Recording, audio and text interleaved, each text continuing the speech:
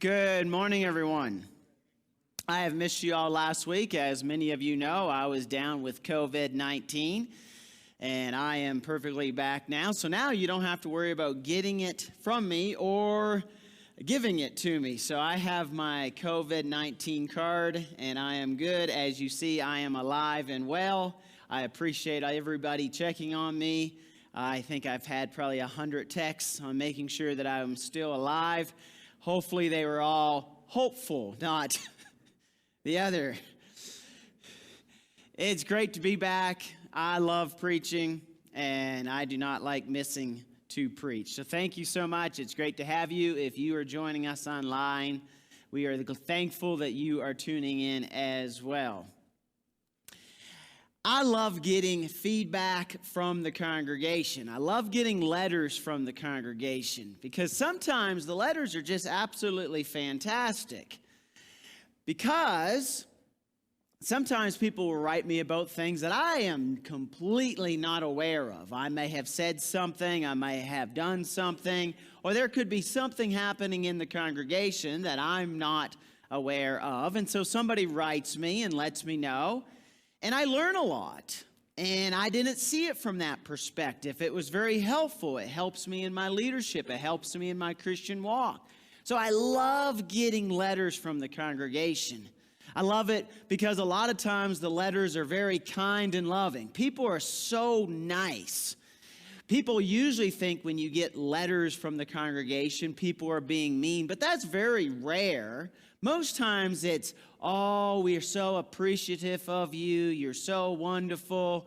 And then they may have one thing that they're not too happy about. But typically they go over the top. Nice. I like letters because it gives me an insight in how people are thinking.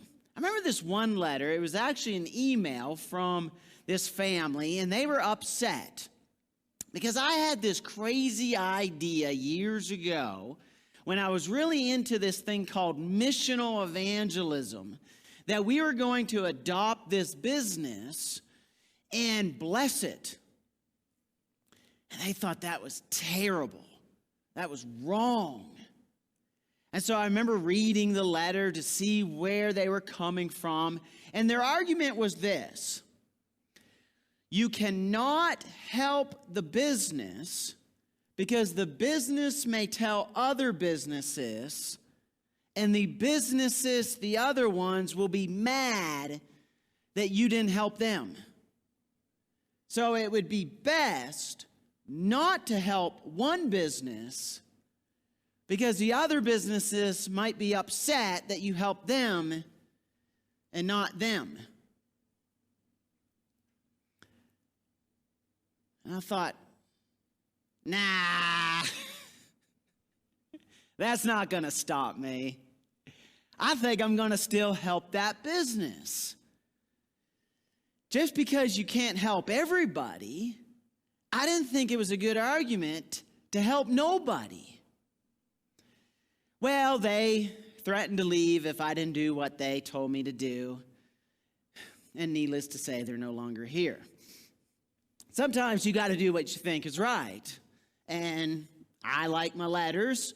At the end of the day, you can write. But if it's not of God, I'm not going to do anything about it. But it really taught me a valuable lesson, and it made me realize something.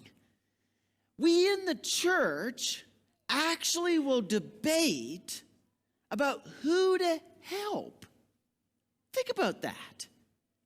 We will actually argue about people to help and people not to help. You would never think that about Christians. You would never think a body of believers would sit back and argue with one another about who we should help and should not help. But that's kind of the nature of it. We have certain filters about who we want to help out and who we don't want to help. And sometimes these filters are unspoken. We don't even realize that we have these filters until we get discussing a certain group or an individual or a business downtown that we think they're not worthy or they're worthy to help. We have parameters on helping others. You see that Jesus came and declares his messiahship. And I think I made up that word. And look at how the people respond. I love this. This is one of my favorite texts. Look at what it says in Luke chapter 4, verse 17 to 22.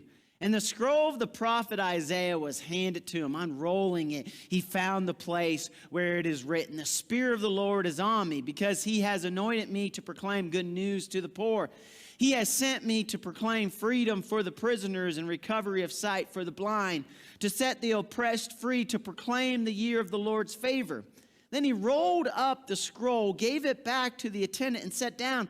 The eyes of everyone in the synagogue were fastened on him. He began by saying to them, "Today the scripture is fulfilled in your hearing." All spoke well of him and were amazed at his gracious words that came from his lips. "Isn't this Joseph's son?" they asked.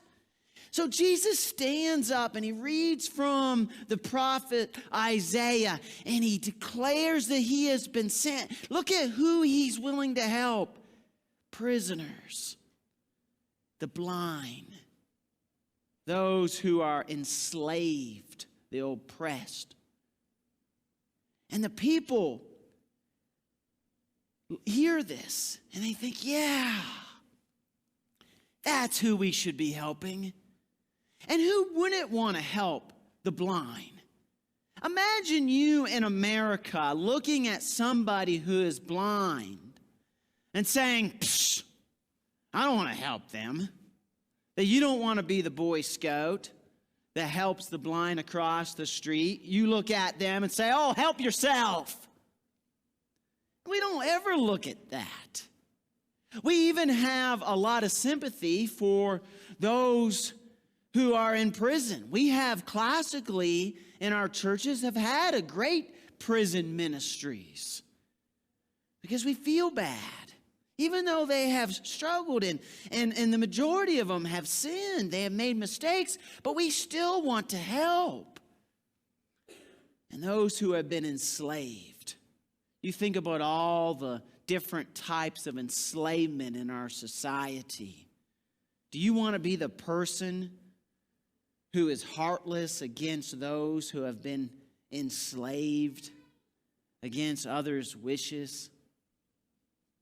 And so we look at this text and we are just like the people saying, "Oh, look at Jesus." But we got to realize that we have a certain group that we enjoy helping. But let's change this up and say, should we help all of the drunkards? Should we help the addicts and the sexual abusers? I'm not sure about that. I'm not sure if I'm all excited about that new ministry. It's really easy for us to get motivated and encourage one another, and for us to pool our resources, and for us to put our energy into these ministries to help the downtrodden and the oppressed and the weak. But there are some groups that we're not really too sure we want to help out. And we like to think as Christians, we'll help out anybody. We want to be a blessing to those who need us.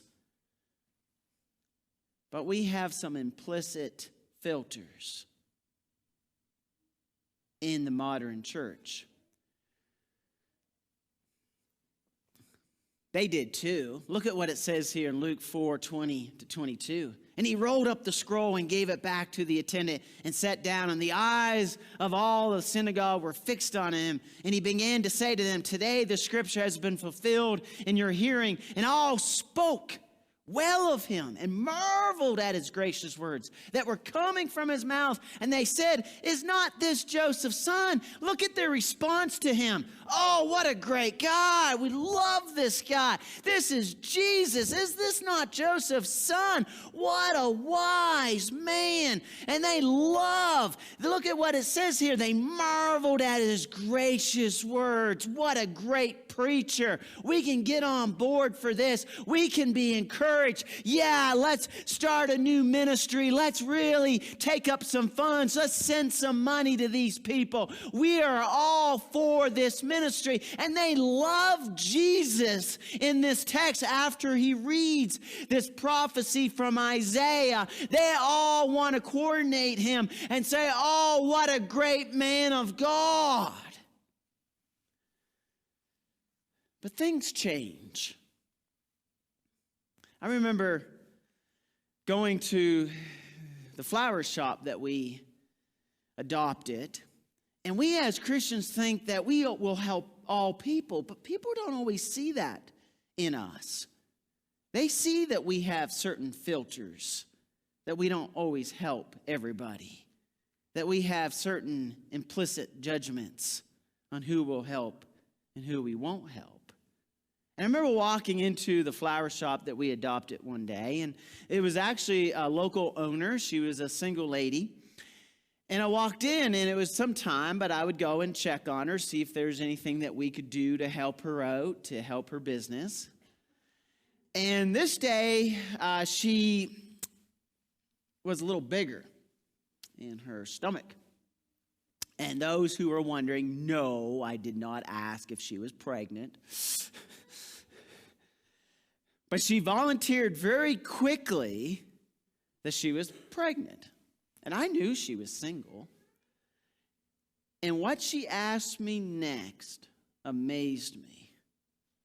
She looks at me and says, will your church still help me even though I'm pregnant now? What do you think she was worried about? That we helped her for about a year, and all of a sudden, she got pregnant out of wedlock. She told me the story that her boyfriend, as soon as he found out, he actually took off and moved to like Wyoming or Montana, one of these states up north.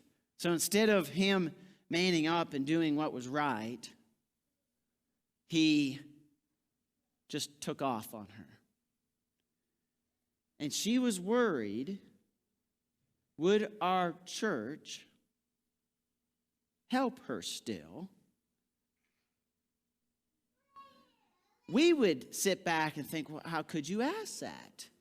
But in her mind, she was worried that because of this, we would no longer support her.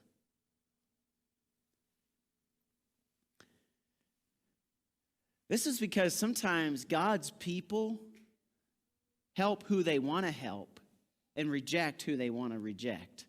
Look at what happens here.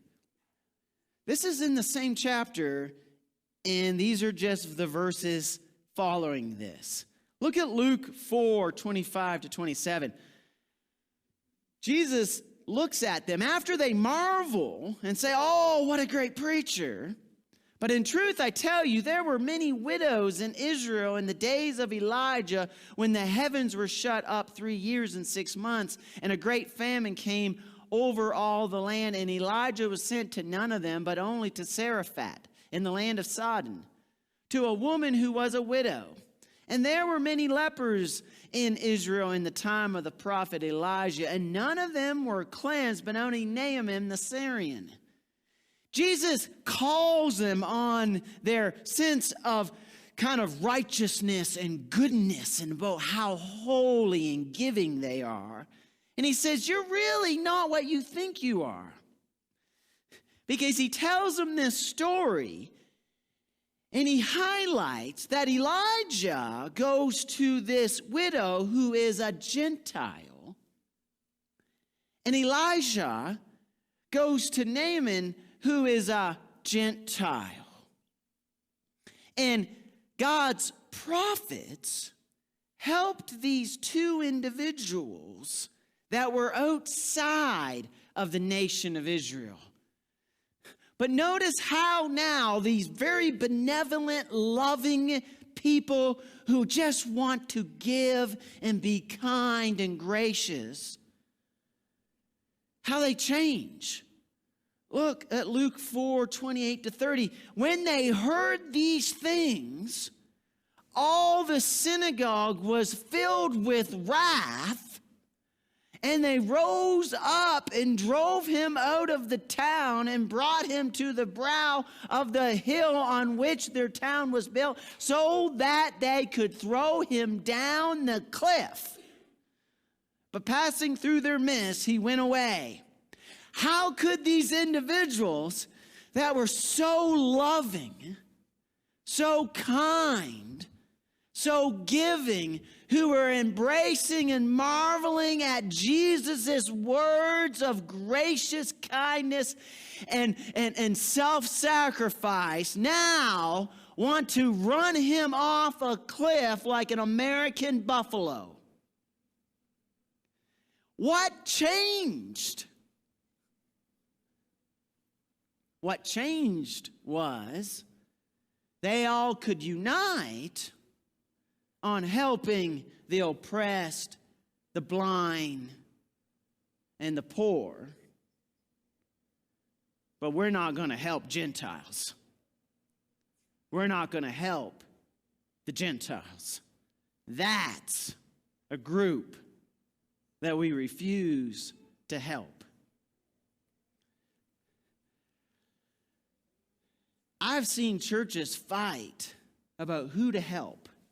I've been to conferences where literally they have spent 6 hours of excruciating, boring theology debating if you could help people outside of the church or only you could help people inside of the church.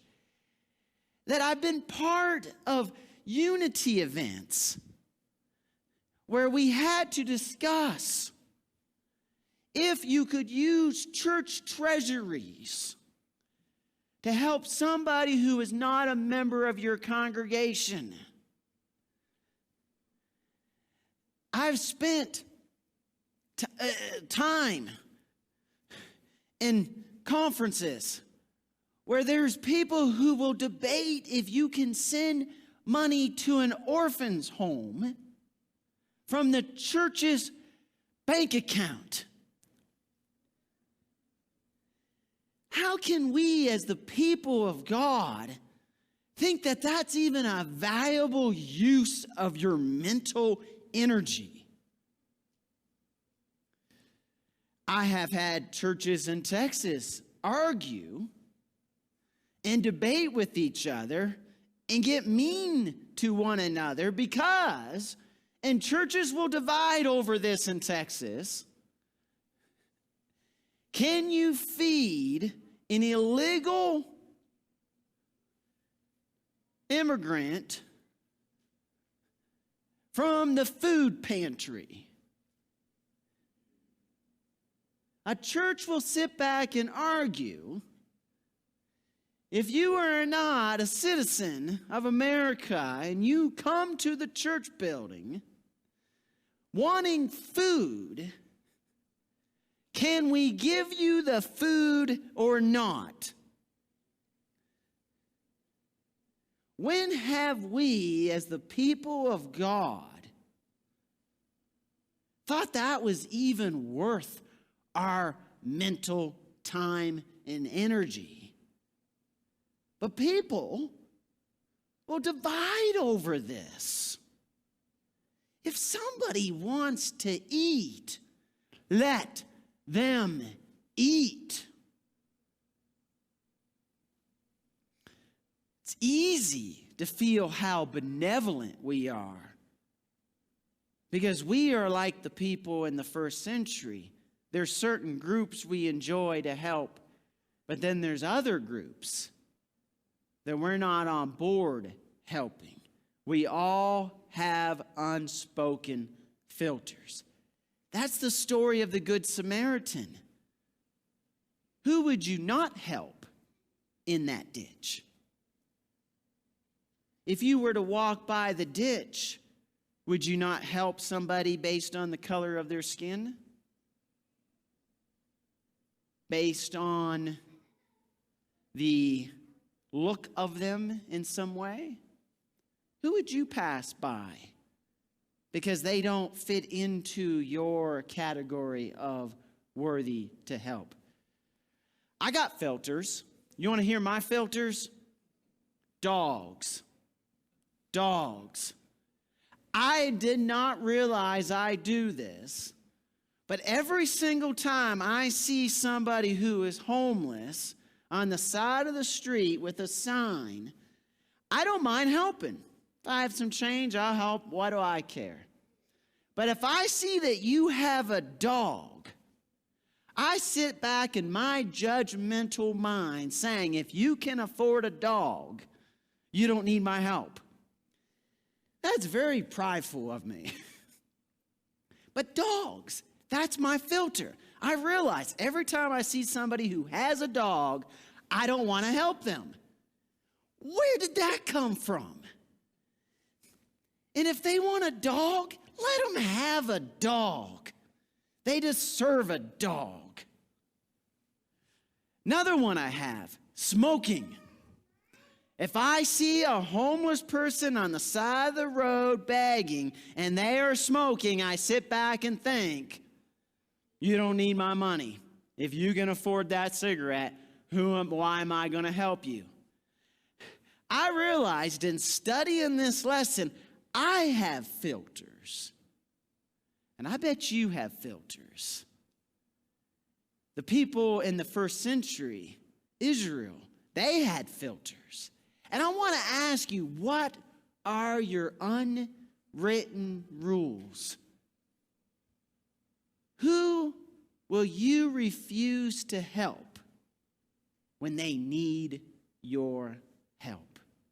Jesus' mission was to come and help, not to give all these unwritten rules of who is worthy of help and who is not worthy of help.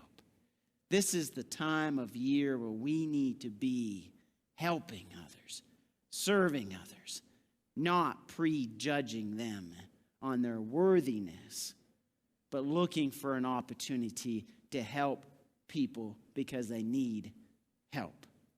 Why don't you ponder that as we stand and sing the invitation song?